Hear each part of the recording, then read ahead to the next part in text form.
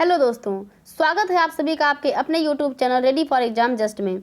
तो जैसा कि आप लोग स्क्रीन पर देख रहे हैं कि क्या लिखा है, प्रारंभिक अर्हता परीक्षा 2021।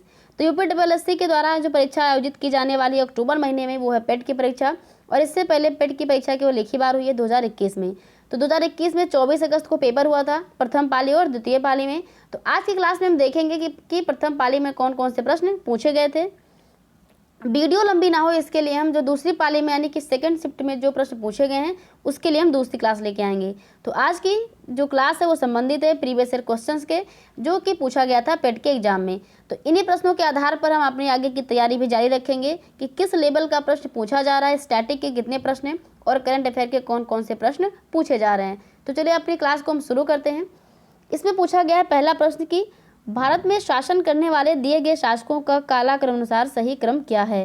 प्रश्न क्या पूछ रहा है प्रश्न इसमें राज यानी कि शासन किसके द्वारा पहले किया गया, कौन बाद में आया, तो कालक्रम पूछ रहा है। तो सबसे पहले हम देखेंगे तो इसमें लिखा है शेरशाह सूरी, अकबर, अलाउद्दीन खिलजी और इल्तुतमिश। ठीक है, ये चार नाम हमको दिए गए हैं। अब हम क्या करेंगे, देखेंगे कि इसमें से कौन राजा या जिनका नाम दिया हुआ है किस वंश से संबंधित है। तो सबसे पहले हम देख लेते हैं अकबर किस काल के हैं, ये मुगल वंश के हैं। तो अकबर का संबंध हो गया मुगल वंश से। और अगर आप लोग को याद हो, हमने क्लास में बताया था कि शेरशाह सूरी के साथ किसकी लड़ाई हुई थी, हुमायूं की लड़ाई हुई थी। ठीक है, कन्नौज का युद्ध हुआ था, 1540 बिलग्राम का युद्ध हुआ था। तो इन युद्धों में क्या हो गया, तो हुमायूं हार गया था। तो हुमायूं अकबर के पहले के थे, यानी कि इन्हीं के टाइम पे ये भी हो जाएंगे, हुमायूं के टाइम पे। और उसके बाद में अलाउद्दीन खिलजी, ये खिलजी वंश के हैं। और इल्तुतमिश किस वंश के हैं, ये है स्लेव डायनेस्टी जिसको हम कहते हैं गुलाम वंश। ठीक है, और हमने अपनी क्लास में ये भी बताया था कि जो दिल्ली सल्तनत था, दिल्ली सल्तनत के जो 5 वंश थे उनका क्रम पूछा जाता है। तो देखिए ये प्रश्न आपका उसी से संबंधित हो गया। इसमें वंश का क्रम तो नहीं पूछा है कि शासकों का क्रम पूछा हुआ है। ठीक है, तो दिल्ली सल्तनत में कौन कौन से 5 वंश थे उसको एक बार हम रिवाइज कर लेते हैं। तो सबसे पहले थी स्लेव डायनेस्टी। ठीक है, स्लेव डायनेस्टी शॉर्ट फॉर्म में लिख रहे हैं हम। तो स्लेव डायनेस्टी यानी कि गुलाम वंश। उसके बाद थी खिलजी डायनेस्टी। ठीक है, तो स्लेव, खिलजी, उसके बाद में तुगलक वंश था। चौथे नंबर पे था सैयद वंश और सबसे लास्ट में था लोधी वंश। कौन सा, लोधी वंश। ठीक है, तो लोधी वंश में इब्राहिम लोधी को हरा करके बाबर ने क्या किया था, मुगल वंश की नींव रखी थी।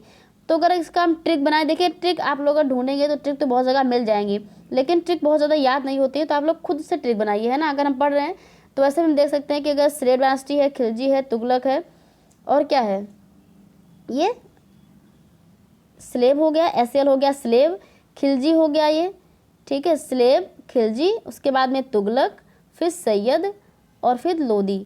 तो आप ये ट्रिक दे सकते हैं कि सलाद खा लो तुम सभी लोग, है ना। तो सलाद खा लो तुम सभी लोग, तो ये लाइन आप याद रख सकते हैं। इससे अगर आ गया मैच करने के लिए, यानी कि क्रम पूछा गया, तो आप लोग एक बार अगर दिमाग में आ जाता है प्रश्न देखने पर कि सलाद खा लो तुम सभी लोग, यानी कि स्लेव, सलाद से स्लेव हो गया, खा लो से खिलजी हो गया, तुम से तुगलक हो गया, सभी से सैयद हो गया और लोग से क्या हो गया, लोधी हो गया। तो सलाद खा लो तुम सभी लोग, ये एक ट्रिक हो गई जिससे आप याद रख सकते हैं। अब हम देख लेते हैं कि स्लेव डायनेस्टी में कौन कौन से शासक थे। तो स्लेव में अगर देखें जो मुख्य शासक थे, जैसे कुतुबुद्दीन ऐबक हो गए। ठीक है, कुतुबुद्दीन ऐबक के बाद इल्तुतमिश रहते हैं।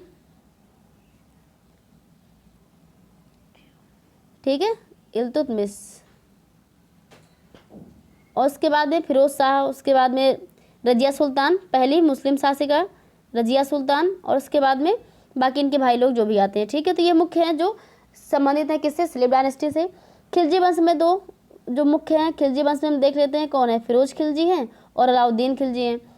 तुगलक वंश में भी मुख्य शासक जो है उनको हम देख लेते हैं, जो मुख्य नाम है यानी कि जिनके द्वारा कुछ काम किया गया था। तो तुगलक में गयासुद्दीन तुगलक, मोहम्मद बिन तुगलक और फिरोज शाह तुगलक, ये तुगलक वंश से संबंधित हो गए। सैयद वंश, इसमें खिज्र खान ने क्या किया था, सैयद वंश की स्थापना की थी। तो खिज्र खान ये सैयद वंश के हो गए। उसके बाद में मुबारक शाह, मोहम्मद शाह, ये सारे लोग संबंधित हैं किससे, सैयद वंश से। लोधी वंश से इसमें बहलोल लोधी। ठीक है, बहलोल लोधी हो गए। और दूसरे नंबर पर हो जाएंगे सिकंदर लोधी। सिकंदर लोधी के बाद कौन आया था, इब्राहिम लोधी।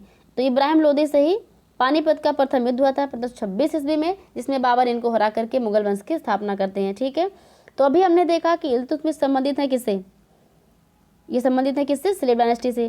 तो सबसे पहले वही डायनेस्टी थी, तो सबसे पहले कौन हो जाएगा 4 नंबर पे, पहला ये हो जाएगा, यानी कि हो जाएगा फर्स्ट पे। उसके बाद में खिलजी वंश आया था, तो सेकंड पे ये हो जाएगा। अगर आपने क्रम भी याद किया होगा तब भी आप ये प्रश्न सॉल्व कर सकते थे। उसके बाद में कौन आएगा, उसके बाद में आ जाएंगे शेरशाह सूरी, क्योंकि शेरशाह सूरी की लड़ाई हुई थी हुमायूं से, और हुमायूं के पहले अकबर थे, सॉरी अकबर के पहले हुमायूं थे। तो ये 3 पे हो जाएंगे, और लास्ट में कौन हो जाएगा, अकबर। तो कौन सा ऑप्शन इसमें मैच कर रहा है, यानी कि पहले 4 होगा, फिर 3 होगा, फिर 1 होगा, फिर 2, यानी कि इसमें बी ऑप्शन सही हो जाएगा। तो इल्तुतमिश ये 1201 से 1236 के बीच में थे, इनके बारे में हमने डिस्कशन कर ही लिया हुआ है। और से इल्तुतमिश के द्वारा जो चहलगामी, तुर्कान ने चहलगामी शुरू किया गया था, किसके द्वारा, इल्तुतमिश के द्वारा। दिल्ली को राजधानी किसने बनाया था, इल्तुतमिश ने ही बनाया था। अलाउद्दीन खिलजी ये 1296 से 1316 ईस्वी के बीच में दिल्ली सल्तनत के खिलजी वंश का दूसरा शासक था, और अलाउद्दीन का प्रशासन विभिन्न सामाजिक आर्थिक सुधारों के लिए जाना जाता है। शेरशाह सूरी ये 1540 से 1545 के बीच में थे। शेरशाह सूरी ने नई नगरीय और सैन्य प्रशासन की स्थापना की तथा पहला रुपया जारी किया, और इसने क्या किया था, इसने ग्रैंड ट्रंक रोड का निर्माण करवाया था।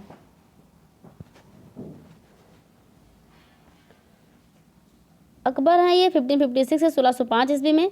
अकबर ने अपनी राजधानी दिल्ली की जगह कहाँ बनाई थी, आगरा को बनाया था। 1582 में इसने दीन ए इलाही नामक नया धर्म भी शुरू किया था। हिंदुओं पर से जजिया कर इसने हटा दिया था। अगला प्रश्न पूछा गया था, निम्नलिखित में से कौन से संत शिवाजी के समकालीन थे। तो शिवाजी के समकालीन इसमें से तुकाराम थे, ऑप्शन ए इसमें सही हो जाएगा। तुकाराम ये भक्ति आंदोलन में सक्रिय संत थे, और ये कौन से संप्रदाय से संबंधित थे, ये संबंधित थे वाराकरी यानी कि वैष्णव संप्रदाय से संबंधित थे।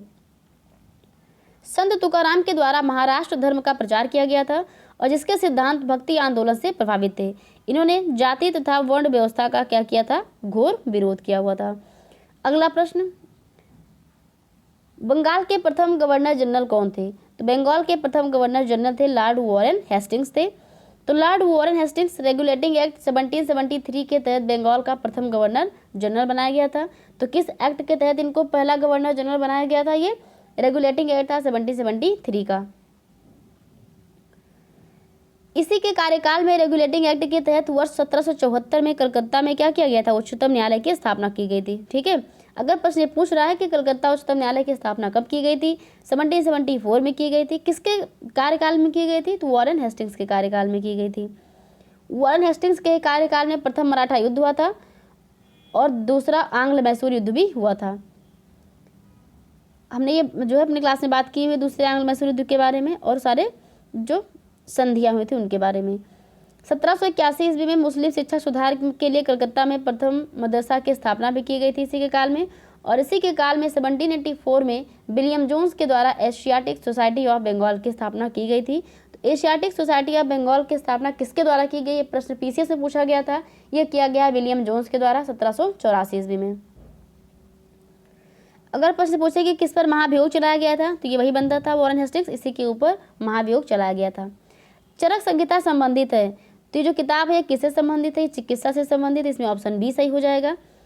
चरक संहिता के जनक कौन है, महर्षि चरक है, इसी के नाम पर पड़ा है ये चरक संहिता। ये आयुर्वेद का एक प्रसिद्ध ग्रंथ है। चरक संहिता की रचना 2री शताब्दी से भी पूर्व हुई थी। ये 8 भागों में विभक्त है, जिन्हें अस्थान नाम दिया गया है। इसमें मानव शरीर से संबंधित सिद्धांत, हेतु विज्ञान, अनेकानेक रोगों का लक्षण तथा चिकित्सा वर्णित है। चरक संहिता में भोजन, स्वच्छता, रोगों से बचने के उपाय, चिकित्सा शिक्षा, वैद्य, धाय रोगी के विषय में विशेष चर्चा की गई है। तो चरक संहिता का संबंधित है, किससे संबंधित है, ये चिकित्सा से। निम्न में से कौन सा जोड़ा सही नहीं है, तो कौन सा जोड़ा सही नहीं है, इसमें कह रहा है कि BC 261 में कलिंग युद्ध हुआ था, सही है। शक संवत की शुरुआत हुई थी 78 में, मुस्लिम युग की शुरुआत 622 में, और औरंगजेब की मृत्यु 1709 में। तो इसमें गलत कौन सा है, यानी कि सही जोड़ा नहीं है। तो इनकी मृत्यु कब हुई थी, औरंगजेब की मृत्यु हुई थी 1707 ईस्वी में हुई थी। तो इसमें ऑप्शन डी सही हो जाएगा। इनमें से किसे भारत के ग्रैंड ओल्ड मैन के नाम से जाना जाता है, तो ग्रैंड ओल्ड मैन सबसे वृद्ध व्यक्ति कौन थे, ये दादा भाई नौरोजी, इसमें ऑप्शन ए सही हो जाएगा। बम्बई एसोसिएशन की स्थापना किसके द्वारा की गई अगर पूछे, तो बम्बई एसोसिएशन की स्थापना 1852 में इन्हीं के द्वारा की गई थी, दादा भाई नौरोजी के द्वारा। और इनसे संबंधित राष्ट्रगोपतार, ये हमने अपने जो है क्लास में बताया था। तो राष्ट्रगोपतार भी इन्हीं के द्वारा, ये गुजराती में इसका प्रकाशन किया गया था। ड्रेन ऑफ वेल्थ, इसका सिद्धांत भी इन्होंने ही प्रस्तुत किया हुआ था। इनकी मृत्यु हो जाती है 3 जून 1917 को मुंबई में। सन 1915-16 में किसके नेतृत्व में 2 होम रूल जो है लीग की शुरुआत की गई थी? तो ये भी हमने अपनी क्लास में डिस्कस किया हुआ है। होम रूल लीग शुरू किया गया था एनी बेसेंट और लोकमान्य तिलक के। ऑप्शन ए इसमें सही हो जाएगा। होम रूल लीग का गठन किया गया था सितंबर 1916 में। तो ये प्रश्न पूछा जाता है, तो लोकमान्य तिलक ने अप्रैल 1916 में शुरू किया गया था और एनी बेसेंट के द्वारा शुरू किया गया सितंबर 1916 में। तो अप्रैल में शुरू किया तिलक ने, सितंबर में शुरू किया एनी बेसेंट ने। इसका लक्ष्य क्या था? स्वराज्य की मांग, आधुनिक शिक्षा का प्रचार प्रसार, भाषाई आधार पर प्रांतों की स्थापना और जातिवाद के विरुद्ध इसको शुरू किया गया था। इसमें कह रहा है मिलान करें। देखिए, ये भी प्रश्न हमने जो है अपने क्लास में लिया हुआ है जब हम मॉडर्न हिस्ट्री के इंपॉर्टेंट एमसीक्यू को डिस्कस कर रहे थे। तो इसमें कह रहा है निम्न का मिलान करें। ब्रह्म समाज की स्थापना, रामकृष्ण मिशन, आर्य समाज, सत्य शोधक समाज, स्वामी विवेकानंद, दयानंद सरस्वती, राम मोहन रॉय, श्री धरालू नायडू, ज्योतिबा राव फूले। तो आपको मैच करना है इसमें से कौन किससे संबंधित है। तो ब्रह्म समाज की स्थापना किसके द्वारा की गई थी? राजा राम मोहन रॉय के द्वारा। तो ए का इसमें 3 हो जाएगा। रामकृष्ण मिशन की स्थापना किसके द्वारा? स्वामी विवेकानंद के द्वारा। बी का इसमें 1 हो जाएगा। ठीक है। फिर अगर हम देखें आर्य समाज को, तो आर्य समाज की स्थापना किसके द्वारा की गई? ये की गई है दयानंद सरस्वती के द्वारा। बताइएगा आप लोग कि वेदों की ओर लौटे किसने कहा था? सत्य शोधक समाज, ज्योतिबा राव फूले। इसमें डी हो जाएगा। तो ए का 3 है, बी का 1 है। ए का 3, बी का 1, बी और सी दोनों में है, और सी का 2 है, और डी का क्या होगा? 5 होगा। तो डी का 5 इसमें क्या हो जाएगा? ऑप्शन सी इसमें सही हो जाएगा। करो या मरो का नारा, ये भी हमारे क्लास से है। तो करो या मरो का नारा किसने दिया था? ये दिया गया था महात्मा गांधी के द्वारा। 8 अगस्त 1942 को महात्मा गांधी ने ब्रिटिश शासन को समाप्त करने के उद्देश्य से मुंबई में अखिल भारतीय कांग्रेस कमेटी के सत्र में भारत छोड़ो आंदोलन शुरू किया था।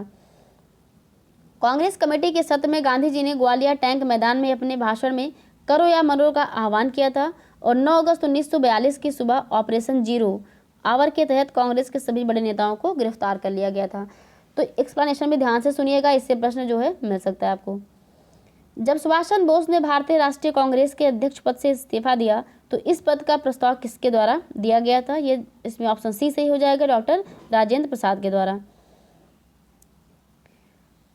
1939 में त्रिपुरी कांग्रेस के वार्षिक अधिवेशन में सुभाष चंद्र बोस दूसरी बार अध्यक्ष पद के उम्मीदवार बने थे, और गांधी के पसंद के उम्मीदवार कौन थे? पट्टाभी सीतारमैया थे। इनको हरा दिया था किसने? सुभाष चंद्र बोस ने, और दूसरी बार वो अध्यक्ष के लिए चुन लिए गए थे। तब गांधी जी ने क्या कहा था? सुभाष चंद्र बोस की जीत पर गांधी जी ने कहा था कि सीतारमैया की हार क्या है? मेरी हार है।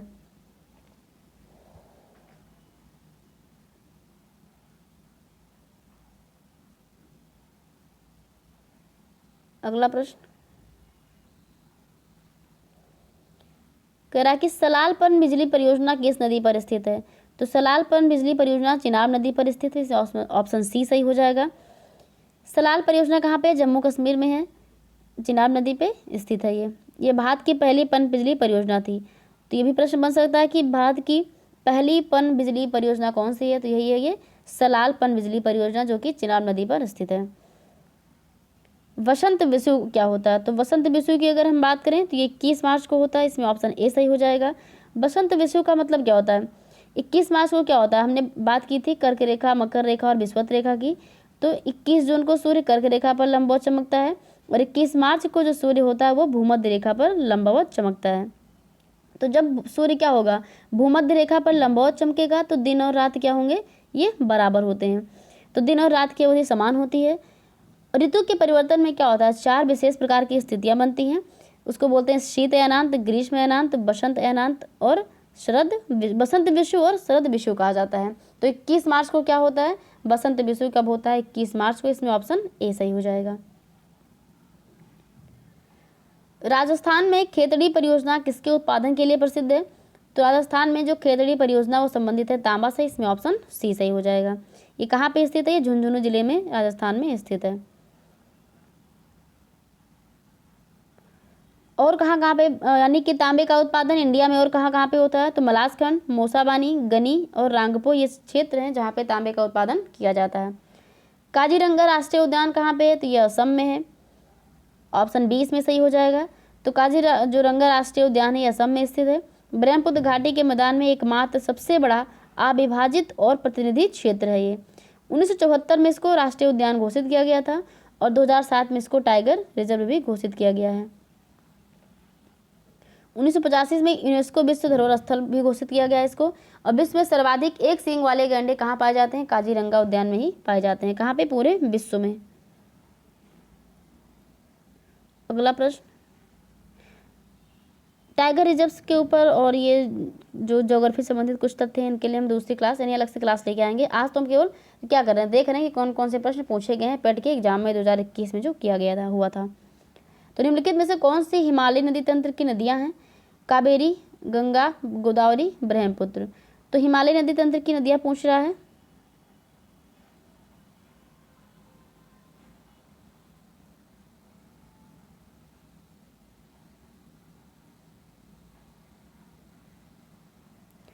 अब देखिए यहाँ पे ये हमारा हिमालय है, तो यहाँ से जो नदियाँ निकलेंगी वो क्या है, वो हिमालय नदी तंत्र से हो जाएंगी। बाकी अगर हम साउथ की बात करें, जैसे यहाँ पे ये दक्षिण भारत की नदियाँ हो जाएंगी। ठीक है, तो ये पूछ रहा है इसमें कि हिमालय नदी तंत्र की जो नदियाँ हैं वो कौन कौन सी हैं। तो इसमें गंगा और कौन सी, ब्रह्मपुत्र। ठीक है, तो गंगा और ब्रह्मपुत्र कौन सी नदी है, ये हिमालय नदी है। बाकी गोदावरी और कावेरी दक्षिण भारत की नदियाँ हैं ये। तो गंगा और ब्रह्मपुत्र ये हिमालय नदी तंत्र की नदियाँ हैं। कावेरी और गोदावरी प्रायद्वीपीय नदियाँ हैं। गंगा नदी का उद्गम स्थल कहाँ पे, उत्तराखंड में गोमुख के निकट होता है। गंगोत्री हिमानी से इसकी कुल लंबाई 25 किलोमीटर है।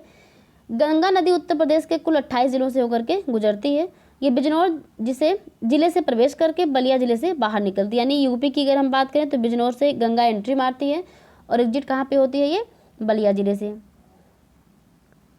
हिमालय में स्थित जो मानसरोवर झील के पास से कैलाश श्रेणी के चेमायुंगडुंग हिमानी से ब्रह्मपुत्र नदी का उद्गम होता है। ब्रह्मपुत्र नदी बंगाल की खाड़ी में मेघना नाम से जानी जाती है। क्वेश्चन करा कि बैंक दर का क्या अर्थ है, यानी कि बैंक रेट पूछ रहा है। बैंक रेट क्या होता है, साहूकारों द्वारा ली जाने वाली ब्याज दर होती है। तो साहूकार हो गया तो बैंक का कोई मतलब ही नहीं है, ऑप्शन ऐसे हट जाएगा।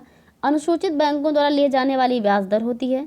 बैंकिंग, तो अनुसूचित बैंकिंग संस्थाओं के लाभ की दर होती है, या देश के केंद्रीय बैंक द्वारा ली जाने वाली आधिकारिक ब्याज दर, जिसमें ऑप्शन डी सही हो जाएगा। ये होता है बैंक रेट। तो बैंक रेट क्या होता है, इसका मतलब होता है जो आरबीआई है, आरबीआई क्या करता है, ये आधिकारिक जो ब्याज दर लेती है, इसके माध्यम से रिजर्व बैंक साख नियंत्रण करता है। जब भी साख नियंत्रण का मतलब होता है कि बैंकों के द्वारा मार्केट में कितना पैसा जा रहा है, कितना लिक्विडिटी कितनी है, तो उसी को कंट्रोल करती है कौन, आरबीआई। यानी कि मनी सप्लाई को घटाने बढ़ाने का काम करती है। प्रश्न पूछ रहा है कि यदि आरबीआई नगद कोषानुपात को घटा दे, नगद कोषानुपात यानी कि CRR, कैश रिजर्व रेशियो, इसको घटा दे तो साख सर्जन पर क्या असर होगा। तो आरबीआई अगर इसको घटा देगी तो क्या होगा, इसमें साख सर्जन क्या हो जाएगा, ये बढ़ जाएगा। साख सर्जन पर क्या असर होगा, ये बढ़ जाएगा। तो CRR, SLR है ना, और ये क्या बोलते हैं इसको, bank rate, repo rate, reverse repo rate, ये सारे रेट हम एक क्लास में एक छोटी सी वीडियो लेके आएंगे 5-10 मिनट की, उसी में सारा इसको हम समझा देंगे, तो ये क्लियर हो जाएगा। बहुत इजी है, लेकिन अभी अगर हम उसको डिस्कस करने लगेंगे तो आगे का प्रश्न छूट जाएगा, वीडियो लंबी हो जाएगी। इनमें से किस प्रकार की अर्थव्यवस्था में संसाधनों पर निजी अधिकार होते हैं और आर्थिक गतिविधियों का मुख्य उद्देश्य लाभ अर्जित करना होता है। तो इसमें पूंजीवादी, समाजवादी, वैश्विक या मिश्रित। देखिए समाजवादी का मतलब क्या होता है, यानी कि जब हम उसमें पूरे समाज का क्या हो रहा हो, हित हो रहा हो। मिश्रित या वैश्विक, तो अगर इसमें अपने खुद के लाभ की बात कर रहा है तो इसमें क्या होगा, इसमें ऑप्शन ए पूंजीवादी सही हो जाएगा। 100 रुपये के नोट पर किसका साइन होता है, तो चाहे रुपये 100 का हो, यानी कि 1 रुपये से ऊपर, याद रखना है आपको कि 1 रुपये से ऊपर के जो नोट यानी कि 2, 3, 4, 5, इस पर जो भी नोट होता है उस पर साइन होता है किसका, आरबीआई गवर्नर का। और 1 रुपये की नोट पर किसका साइन होता है आप लोग बताइएगा कमेंट बॉक्स में, इसमें ऑप्शन दिया हुआ है। तो 1 रुपये की नोट जारी करता है वित्त मंत्रालय और इस पर वित्त सचिव का हस्ताक्षर होता है, इसमें दिया भी गया है। फेमा का पूर्ण रूप क्या है? तो फेमा का पूर्ण रूप क्या होता है? Foreign exchange management act. तो फेमा का पूर्ण रूप होता है फॉरेन एक्सचेंज मैनेजमेंट एक्ट। विदेशी मुद्रा प्रबंधन अधिनियम फेमा को 1999 में प्रतिस्थापित किया गया था। ये एक्ट भारत में निवासी किसी व्यक्ति के स्वामित्वाधीन या नियंत्रण में रहने वाली भारत के बाहर के सभी शाखाओं, कार्यालयों, प्राधिकरणों पर लागू होता है। फेमा का मुख्य उद्देश्य क्या है? विदेशी व्यापार और भुगतानों को आसान बनाना और विदेशी मुद्रा बाजार का संवर्धन करना। ठीक है।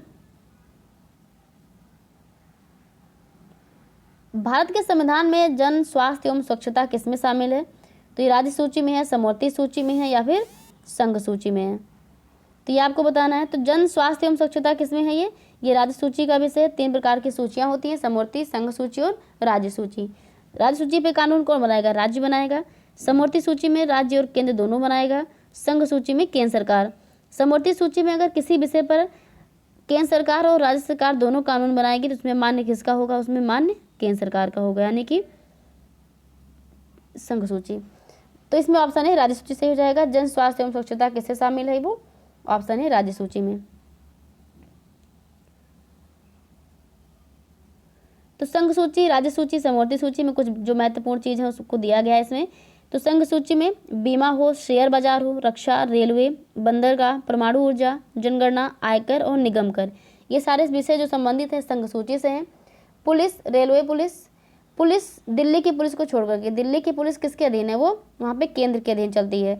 बाकी सब में पुलिस क्या है? राज्य सूची का विषय है। रेलवे पुलिस हो, भूमि भी दिल्ली में, पुलिस और भूमि ये 2 क्षेत्र जो हैं दिल्ली में, सिर्फ दिल्ली में क्या है? ये केंद्र के अंतर्गत आते हैं। बाकी राज्य सूची के विषय हैं। सिंचाई, गैस, मनोरंजन कर, कारागार और पथकर। समवर्ती सूची में शिक्षा, वन, विद्युत, जनसंख्या नियंत्रण। शिक्षा को समवर्ती सूची का विषय कब बनाया गया था? ये आप लोग बताइएगा कमेंट बॉक्स में।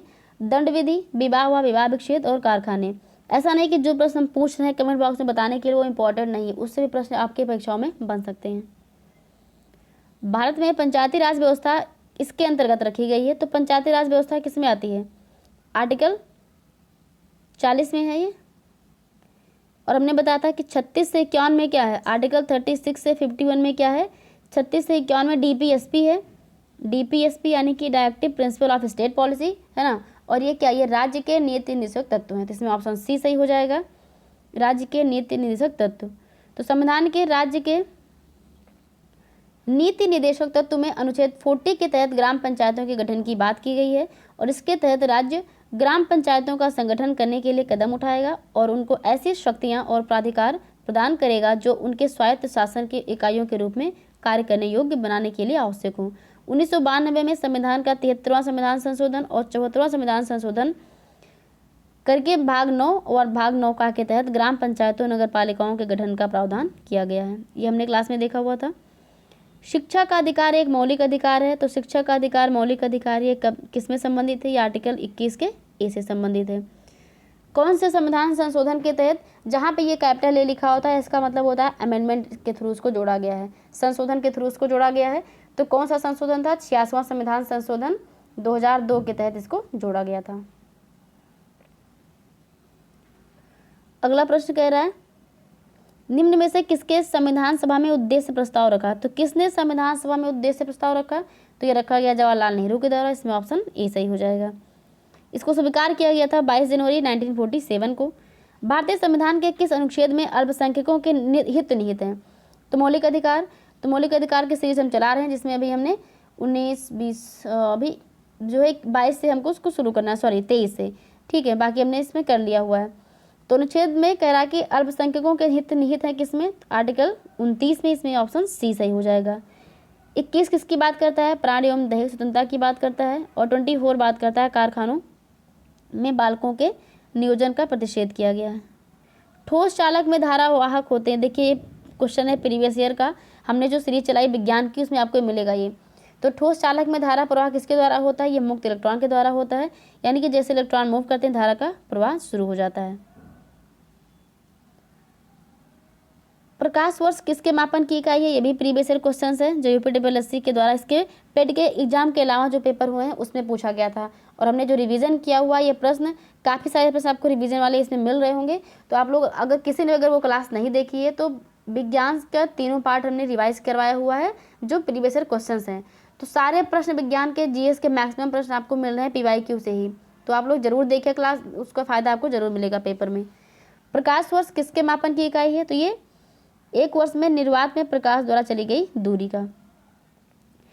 देखिए प्रश्न ये भी रिपीटेड है। ब्लीचिंग पाउडर का रासायनिक नाम क्या है? तो इसका नाम है CaOCl2 यानी कैल्शियम ऑक्सीक्लोराइड। तो कैल्शियम ऑक्सीक्लोराइड ये ब्लीचिंग पाउडर का रासायनिक नाम है।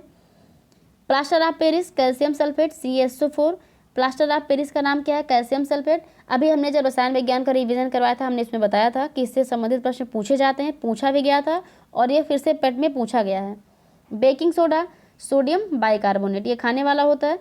साधारण नमक सोडियम क्लोराइड। प्रश्न देखिए ये भी प्रश्न पूछा गया था प्रीवियस ईयर में, पेट में नहीं, बाकी जो इसमें क्या पूछा गया था वहाँ पे उल्टा घुमा के पूछा गया था कि 18 कैरेट सोने में, यहाँ पूछ रहा है खरे सोने का प्रतिशत कितना है। उसमें पूछा था कि सोने के अलावा बाकी जो उसमें मेटल मिलाए गए हैं उनका प्रतिशत कितना है, ठीक है। तो क्या था 25% था, तो बचा कितना 75%, तो खरे सोने का प्रतिशत कितना हो जाएगा 75% हो जाएगा। तो क्लास ज़रूर देखिए आप लोग जो भी हमने वो रिविज़न कराया हुआ है। संतरे में बहुतायत में क्या पाया जाता है, ये भी प्रश्न हमने कराया हुआ है।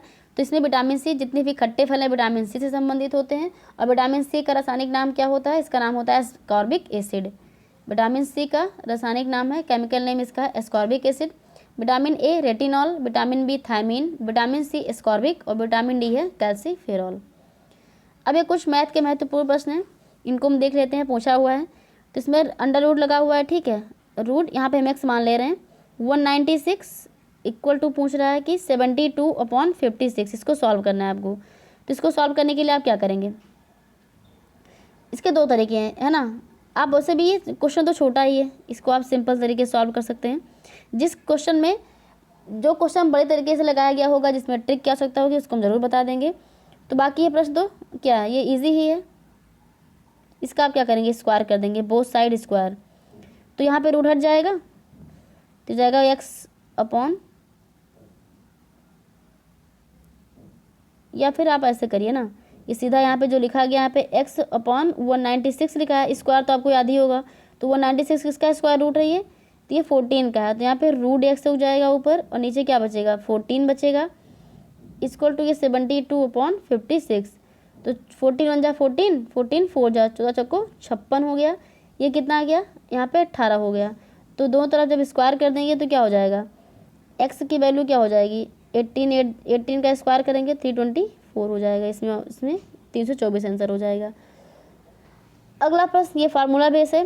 885 ये 3 बार मल्टीप्लाई किया गया, यानी कि ये ए क्यूब हो गया ये, और यहाँ पे क्या हो गया ये प्लस बी क्यूब। अपॉन में क्या लिखा है ए स्क्वायर प्लस बी स्क्वायर और माइनस ए बी। अब ए क्यूब प्लस बी क्यूब का फार्मूला क्या होता है? तो ए क्यूब प्लस बी क्यूब का फार्मूला यही होता है, इसमें होता है ए प्लस बी, और दूसरा वाला फार्मूला दूसरा वाला ब्रैकेट में यही होता है, ठीक है। तो ऊपर नीचे से दोनों कैंसिल हो जाएगा, बचेगा कितना ए प्लस बी बचेगा, और ए प्लस बी में अगर हम ऐड कर लेंगे यहाँ पे तो 885 प्लस 115 यहाँ पे 1000 हो जाएगा। इसमें कह रहा है कि √5 माइनस √3 और √5 प्लस √3 किसके बराबर है? तो इसको सॉल्व करेंगे तो क्या करेंगे, इसको हम ऊपर नीचे क्या करेंगे मल्टीप्लाई कर देंगे √5 माइनस √3 से अपॉन √5 माइनस √3। मल्टीप्लाई करने पे क्या हो जाएगा, ऊपर हो जाएगा a माइनस बी का होल स्क्वायर और नीचे क्या बचेगा a plus b a minus b, यानी कि a square minus b square. तो क्या हो जाएगा 5 माइनस 3, यहाँ पे नीचे बचेगा आपका 2। तो ऊपर क्या हो जाएगा, यहाँ पे स्क्वायर करेंगे तो जाएगा 5, a माइनस बी का होल स्क्वायर क्या होगा, इसका स्क्वायर करना है आपको। तो यहाँ पे हो जाएगा क्या a स्क्वायर यानी कि 5 प्लस बी स्क्वायर यानी कि 3 माइनस 2ab। तो 2ab में क्या हो जाएगा 2, ये 5 3 जा 15 हो जाएगा, और नीचे क्या बचा है 2 बचा है। अब 5 3 कितना हो जाएगा 8 माइनस 2√15 अपॉन 2। तो ये 2 यहाँ पे 4, तो 4 माइनस √15, इसमें ऑप्शन बी सही हो जाएगा। देखिए मैथ्स अगर आप लोगों को पढ़ना होगा ट्रिक के साथ, तो जो भी फर्स्ट शिफ्ट में और सेकेंड शिफ्ट में जो मैथ्स के प्रश्न पूछेंगे उसके सारे प्रश्नों को हम अलग से लेकर के अलग से वीडियो बना देंगे, सॉल्व कर लेंगे। अभी हम सारे प्रश्नों को एक साथ देख रहे हैं, इसलिए हम जो है ज़्यादा उस पर डिस्कस नहीं कर रहे हैं। देखिए प्रश्न पूछ रहा है कि टीवी सेट का मूल्य 30% घटाने पर उसकी बिक्री क्या हो रही है 20% बढ़ जा रही है। तो दुकानदार की आय पर उसका क्या प्रभाव पड़ेगा। तो यहाँ पे सिंपल एक फार्मूला दिया गया है, लेकिन अगर आपको फार्मूला नहीं याद है तो आप क्या करेंगे, तो सीधा क्या करेंगे, हमने मान लिया कि उसका मूल्य भी 100 है और उसकी बिक्री भी क्या है, 100 है। ठीक है, तो 100 है और 100 मूल्य है, तो पैसा कितना मिलेगा, 10,000 मिल जाएगा।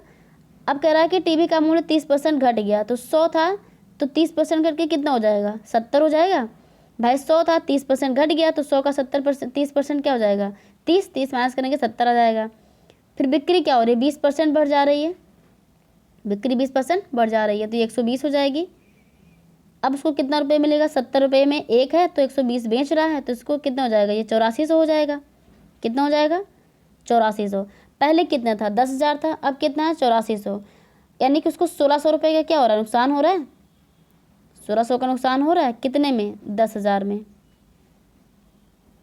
और मल्टीप्लाई 100 कर देंगे, तो 2 0 यहाँ से, 2 0 यहाँ से, 2 0 यहाँ से, तो उसका बिक्री क्या हो गई, पहले 10,000 थी अब 8400 हो गई, यानी कि घट गई। और कितना घटी है, 16% घटी है। तो इसमें ऑप्शन डी सही हो जाएगा। जो तरीका मैंने बताया है ये तरीका आप बहुत सारे प्रश्नों में लगा सकते हैं ईजिली सॉल्व करने के लिए। बाकी ये फार्मूला तो होता ही है, लेकिन अगर आप लोग भूल गए कहाँ पे ये फार्मूला लगाना है, कहाँ पे नहीं लगाना है, कहाँ पे प्लस होता है, कहाँ पे माइनस होता है, तो इससे अच्छा बेहतर तरीका ये है कि आप प्रश्न को समझ लें और अच्छे ईजी तरीके से उसको लगाने की कोशिश करें। अब देखिए इसमें प्रश्न कह रहा है कि 4 खिलाड़ियों की औसत उम्र कितना है, 18.5 ईयर है। ठीक है, अगर कोच की उम्र भी इसमें शामिल कर ली जाए, 4 लोग हैं, इनकी उम्र दी गई है 18.5। अब एक कोच में इसमें आ गया तो 5वां शामिल, यानी 5 लोग हो गए। अब कह रहा है कि इनकी उम्र में 20% बढ़ जाती है, पहले कितनी थी, 18.5 थी, अब 20% बढ़ जा रही है। तो कोच की उम्र क्या होगी, तो सीधा हम क्या करेंगे, 18.5 थी, इसका हम 20% निकाल ले रहे हैं, सीधी सी बात है, 20% बढ़ रही तो 20% निकाल लेते हैं। तो इसका 20% कितना हो जाएगा, 20 एकम 20, 20 पंचे 100, 5 एकम 5, 5 तियाँ 15, 3 18, 35, 5 सत्ते 35, 3.7। ये कितना आ गया, 3.7 आ गया। पहले कितनी थी, 18.5 थी। अब ये 3.7 कितने लोगों में बढ़ेगा, पाँचों का बढ़ गया ना, 20% बढ़ गया। यानी कि पहले 4 का 18.5 था, अब इनका कितना हो जाएगा सब में, यानी कि पाँचों में 3.7 बढ़ जाएगा। तो 5 में अगर बढ़ेगा तो कितना हो जाएगा, 5 सत्ते 35, 5 सत्ते 15, 16 17 18,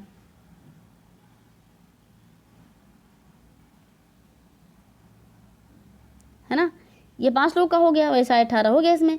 तो इतना बढ़ जाएगा, तो कब बढ़ेगा, जब इसकी उम्र ज़्यादा होगी तभी तो बढ़ेगा। अगर चौथे यानी कि जो इनके कोच हैं, अगर इनकी उम्र 18.5 ही होती तो एवरेज क्या होता, सही होता। लेकिन सबकी क्या हो गई, 3.7 बढ़ गई, यानी कि जो 4 थी, इन चारों में जो 3-4 लोग थे, इनकी 3.7 बढ़ गई, इनकी भी सबकी बढ़ गई, कोच की भी तो थी ही।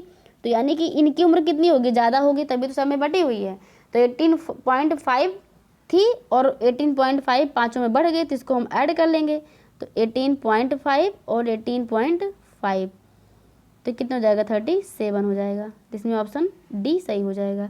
देखिए तरीका आपको लग रहा होगा बताने में थोड़ा सा टफ है, क्योंकि यहाँ पे क्या हमको बार बार मिटा के बताना पड़ रहा है, इसलिए आपको इजी नहीं लग रहा होगा, लेकिन ये तरीका बहुत ईजी है एवरेज फाइंड करने का।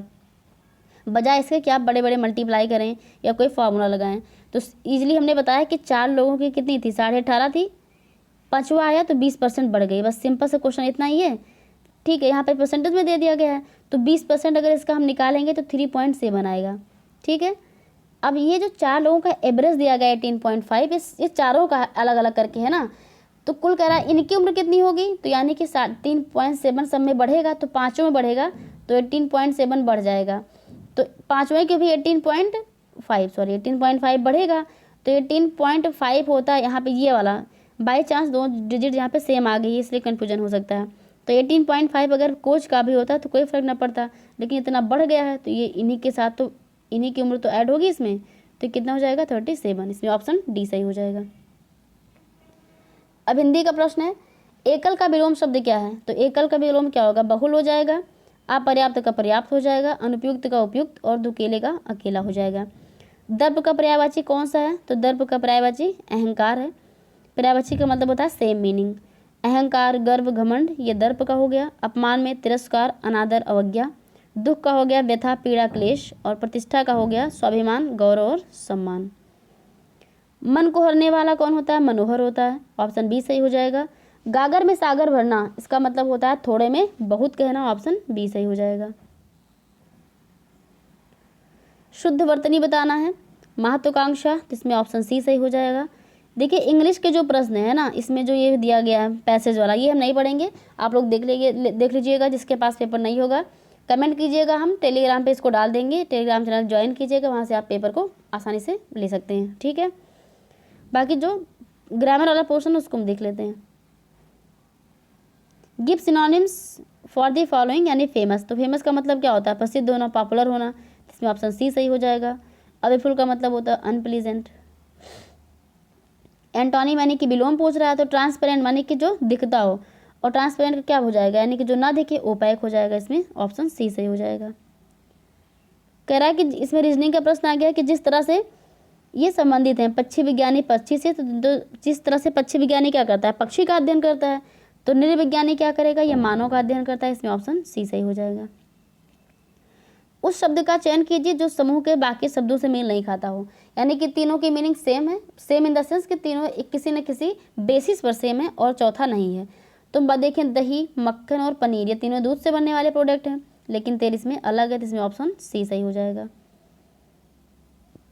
किसी निश्चित कोड भाषा में प्रोडक्शन को ये लेटर दिया गया, लिखा जाता है, तो इस कोड में ओरिएंटेशन को क्या लिखा जाएगा? तो इसमें क्या किया गया? देखो पी का क्यू, यानी कि पहले लेटर में +1 किया गया है, पी का क्यू किया गया है, उसके बाद में आर है, तो पी क्यू आर, और आर का 1 माइनस किया गया। तो 1 प्लस ओ का पी, फिर डी का, यानी कि 1 प्लस हो रहा है, फिर 1 माइनस हो रहा है, 1 प्लस हो रहा है, फिर 1 माइनस हो रहा है ना, यही हो रहा है इसमें।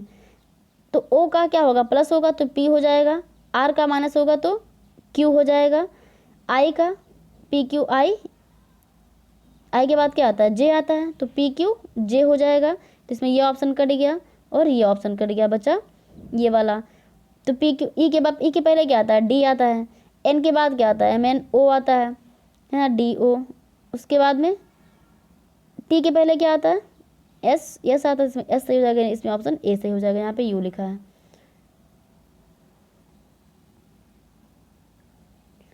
रीता की ओर इशारा करते हुए निखिल ने कहा, मैं उनकी माँ के पुत्र का इकलौता पुत्र हूँ। देखिए इस प्रकार के प्रश्नों में आप क्या कर सकते हैं, इसमें आप खुद को रखिए, ठीक है। जब भी प्रश्न पूछ रहा है तो आप अपने आप को रखिए वहाँ पे, और अपने आप से रिलेट करिए, तो आप यहाँ जो ईजिली फाइंड कर सकते हैं। तो रीता की ओर इशारा करते हुए निखिल ने कहा, मैं उनकी माँ के पुत्र का, तो किसकी माँ के पुत्र का? तो रीता की ओर इशारा करते हुए, ये है रीता, ये है रीता, ठीक है, ये है निखिल। तो रीता की ओर इशारा करते हुए किसी से निखिल क्या कह रहा है? कह रहा है कि मैं उनके माँ के पुत्र का, इनकी माँ के पुत्र, यानी इनका भाई है ना, का इकलौता पुत्र हूँ। तो अब इनका पुत्र है ये, तो यानी इनके पापा हो गए ये, तो इनके पापा की क्या हो गई? ये बहन हो गई, ये बहन हो गई। तो पापा की बहन क्या होती है? बुआ होती है। ये बुआ हो गई तो ये नानी हो गई। तो रीता निखिल से किस प्रकार संबंधित है? तो रीता निखिल से किस प्रकार संबंधित है? बुआ हो जाएंगी। ऑप्शन ए सही हो जाएगा इसमें। ये प्रश्न है, किसी वर्ष में 25 अगस्त को गुरुवार है, तो उसी महीने में सोमवार की संख्या। तो मंथली पूछा तो आप इजीली जो है ऐड कर सकते हैं इसको। अब देखिए कुछ प्रश्न करंट से संबंधित हैं कि किस शहर में लाइट हाउस परियोजना का क्रियान्वयन नहीं हुआ है ना। तो करंट के प्रश्न डिस्कस नहीं करेंगे। तो करंट में था, मोदी ने क्या किया था? 6 राज्यों में 6 स्थानों पर लाइट हाउस परियोजना को उसका शिलान्यास किया हुआ था। कौन सी भारतीय दूरसंचार कंपनी विश्व की 5वीं सबसे मजबूत ब्रांड है? रिलायंस जियो। बोल्ड परियोजना राजस्थान, ये भी इम्पोर्टेंट है। कोवैक्स योजना के अंतर्गत कोविड-19 की मुफ्त वैक्सीन पाने वाला पहला देश कौन था? यह अफ्रीका था, अफ्रीका का घाना था। अंतरिक्ष में जाने वाली भारतीय मूल की दूसरी अमेरिकी महिला अंतरिक्ष यात्री कौन है? ये सिरिसा वंदाला।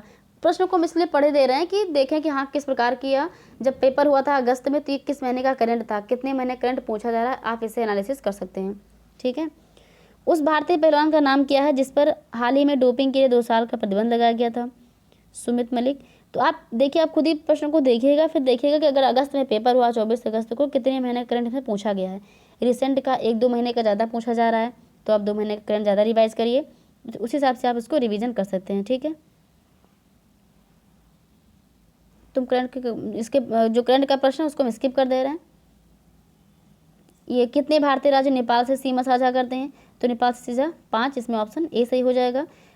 इस पर हमने ज्योग्राफी की एक क्लास ली हुई थी, लेकिन इसमें हाँ हमने ये डिस्कस किया हुआ था कि कौन से यानी कि जो पड़ोसी देश है उनके बारे में डिस्कस किया हुआ था।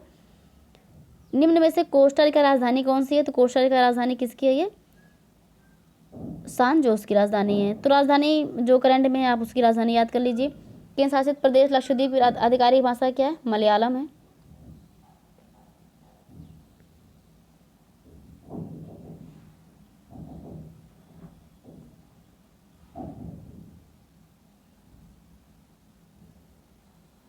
अगला प्रश्न, अब देखिए ये दिया हुआ है जो प्रश्न,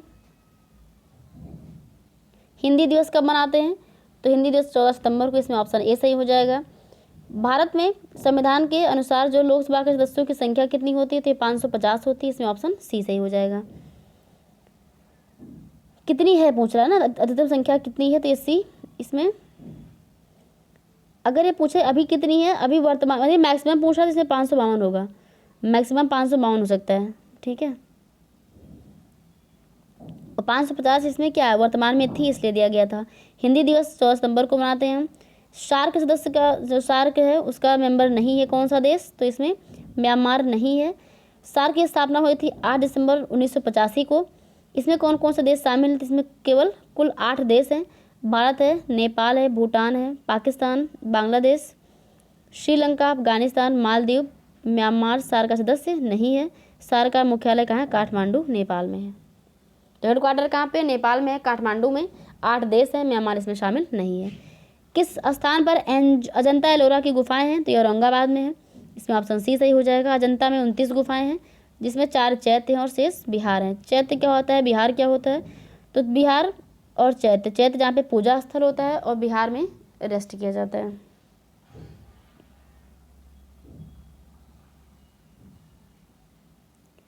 ओणम किस भारतीय राज्य या केंद्र शासित प्रदेश का सांस्कृतिक उत्सव है, तो ये कहाँ का है ओणम, ये केरल का, इसमें ऑप्शन बी सही हो जाएगा। हॉर्नबिल ये नागालैंड का है, ये उसमें एसएससी में पूछा हुआ प्रश्न भी है। बिहू असम का है। पोंगल तमिलनाडु का है। चैत्र यात्रा उड़ीसा का है। गुड़ी पड़वा महाराष्ट्र का है। बसंत उत्सव पश्चिम बंगाल का है। कौन सा ग्रह सूर्य के सबसे नज़दीक है, यह प्रश्न में डिस्कस किया हुआ है। ये बुध सबसे नज़दीक में है सूर्य से बढ़ती दूरी के क्रम में, और जो ग्रह हैं उनके आकार के बढ़ते क्रम घटते क्रम, इन सबको हमने डिस्कस किया हुआ है, आप लोग देखिए क्लास जाके। नोबेल पुरस्कार जीतने वाले प्रथम एशियाई कौन थे, तो रविन्द्रनाथ टैगोर, इसमें ऑप्शन सी सही हो जाएगा। इनकी पुस्तक थी गीतांजलि, इसके 1913 में इनको नोबेल पुरस्कार दिया गया था। अब ये क्या, ये गद्यांश दिए गए, ये पढ़ के आपको प्रश्न को फाइंड करना है, तो ये हम डिस्कस नहीं करेंगे। इसमें क्या करना है, इसमें इजीली जो है आप वहाँ से प्रश्न का उत्तर फाइंड कर सकते हैं।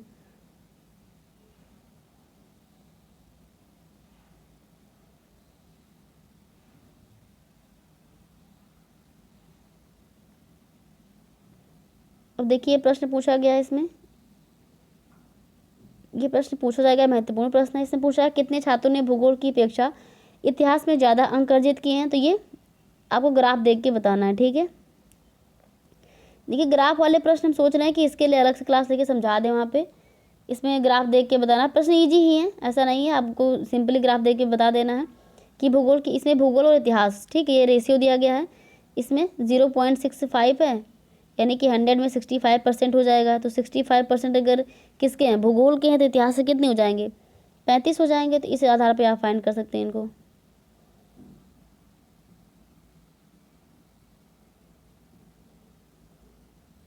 सारे ग्राफ के प्रश्न हैं, तो आप लोगों को ग्राफ पढ़ना होगा तो कमेंट बॉक्स में बताइएगा, हम इसके लिए अलग से क्लास ले आएंगे। ये भी ग्राफ का प्रश्न है, इसमें आपको बताना है कच्चे ऊन के उत्पादन में उच्चतम वृद्धि का वर्ष कितना है। अब देखिए उच्चतम वृद्धि आपको बतानी है, सबसे ज़्यादा वृद्धि कब है, वृद्धि की बात कर रहा है, वृद्धि। देखिए इसमें अगर ये पूछे, यहाँ पे देखिए क्या लिखा है, कच्चे ऊन का उत्पादन मिट्टी, ये उत्पादन बता रहा है, इतना उत्पादन, इतना फीस, इस वर्ष इतना, इस वर्ष इतना। वृद्धि का मतलब होता है कि दूसरे वर्ष की, यानी कि इसके पहले की तुलना में कितना ये बढ़ रहा है, उसको हम बोलेंगे वृद्धि।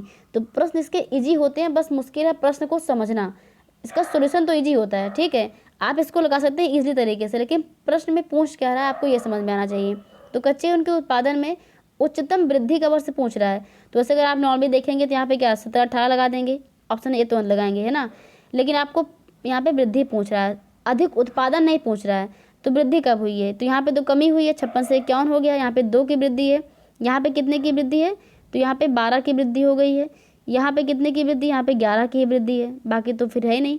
तो यहाँ पे सबसे ज़्यादा वृद्धि किस वर्ष हो रही है, 16-17 में हो रही है, तो इसमें ऑप्शन सी सही होगा। तो प्रश्न टफ नहीं है, लेकिन प्रश्न को समझ में आना चाहिए, तब आप उत्तर फाइंड कर सकते हैं। पहले 4 वर्षों के उत्पादन की तुलना में अंतिम 4 वर्षों में कच्चे ऊन का उत्पादन कितना % बढ़ गया है। तो सिंपली आपको ये 4 वर्ष ऐड करना है, उसके बाद ये 4 वर्ष ऐड करना, फिर बताना है कि कितना वृद्धि हुआ है। परसेंटेज से पूछ रहा है तो क्या करेंगे, परसेंटेज कैसे निकाला जाता है। परसेंटेज निकालने के लिए आप जो जैसे हमने फाइंड किया था उसमें प्रॉफिट लॉस, वैसे आप उसी फार्मूले से लगा सकते हैं। इसमें लगा हुआ है 55 की वृद्धि हुई है ना, 55 की वृद्धि हो रही है 225 में, यहाँ पे 22.22% आ गया, ठीक है। ये औसत एवरेज पूछ रहा है, तो एवरेज क्या हो जाता है, पूरा टोटल नंबर सम कर लेंगे और कितने ईयर हैं उनको उसे डिवाइड कर दिया जाएगा।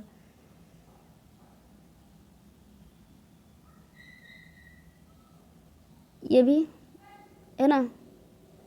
सही ग्राफ के प्रश्न है, इसमें जो है टफ कुछ भी नहीं है। तो ये जो फर्स्ट शिफ्ट में प्रश्न पूछा गया और सेकंड शिफ्ट में मैथ्स के और ग्राफ के जो प्रश्न पूछे गए, इसके लिए हम अलग से क्लास ले आएंगे। सारे प्रश्नों को सिर्फ हम उसमें मैथ्स के प्रश्न सॉल्व करेंगे और ग्राफ के प्रश्न, ठीक है। तो आज की क्लास में हमने देखा सारे जीएस के प्रश्न जो थे, करंट अफेयर के प्रश्न। तो ये क्या था, ये यूपी के द्वारा जो पेट का एग्जाम कराया गया था 2021 में, वो सारे प्रश्न थे। सारे प्रश्नों को हमने डिस्कस कर लिया हुआ है। इसका सेकंड शिफ्ट का पेपर भी हम डिस्कस करेंगे, तो आप लोग क्लास को जरूर देखिए। और आप लोग देखेंगे कि जो हमने रिवीजन कराया हुआ है यूपी वाला, है ना, उससे प्रश्न बहुत सारे मैच हो रहे हैं आपके स्टैटिक वाले पोर्शन में। तो आप वो क्लास ज़रूर देखिएगा, जिसमें हमने विज्ञान और ये सारे विषयों का, इतिहास का, विज्ञान का, तीनों पार्ट, और उसमें ये ज्योग्राफी यानी भूगोल हो गया, संविधान हो गया, इन सारे टॉपिक के प्रश्नों को हमने रिवाइज किया हुआ है जो प्रीवियस ईयर क्वेश्चन में पूछे गए हैं। तो वहाँ से प्रश्न मैच हो रहे हैं, आप लोग देखिएगा इसको। और क्लास को शेयर कीजिए, लाइक कीजिए, चैनल को सब्सक्राइब कीजिए। Thanks for watching, thank you so much.